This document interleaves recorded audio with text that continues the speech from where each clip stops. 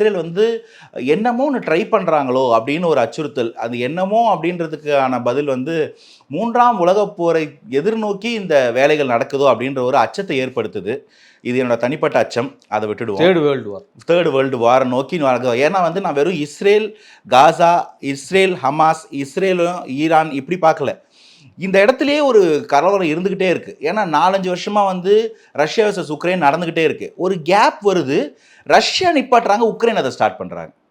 Ukraine வந்து ரஷ்யாவோட டோம் உடச்சிட்டு உள்ளே போயிட்டு அவங்க ஒரு அட்டாக் பண்ணி நாங்கள் 40 ஃப்ளைட்டை உடச்சிட்டு வராங்க. Russia is forced to do retaliation attack. இப்போ இஸ்ரேல் வந்து ஹமாஸ் கூட வந்து ஒரு கேப் விட்டுருக்காங்க. அந்த ஒரு ட்ரூஸ் டைமில் அங்கே அடிக்க முடியாத கேப்பில் எதுக்கு? ஏன்னா ஒரு நேரத்தில் ஒருத்தர் கூட தான் வார் போக முடியும் எந்த நாடாக இருந்தாலும்.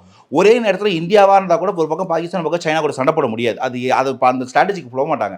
ஆனால் ஒரு ட்ரூஸ் முடிய போகிற நேரத்தில் இந்த பக்கம் ஹமாஸ் வரப்போகிறாங்க சண்டைக்குன்னா அந்த நேரத்தில் போய் ஈரானை தொடர்றதோ, ஈரானுக்கு பின்புலமாக வந்து நாளைக்கு லெபனானோ ஈஜிப்தோ ஈராக்கோ வராதுன்ற கேள்வி கிடையாது.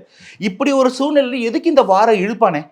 அதை பார்க்கும்போது என்னமோ ஒரு வேர்ல்டு வாருக்கு யாரோனா என்ன ஏதோ ஒரு ஆயுத வியாபாரியாக தான் இருக்கும்.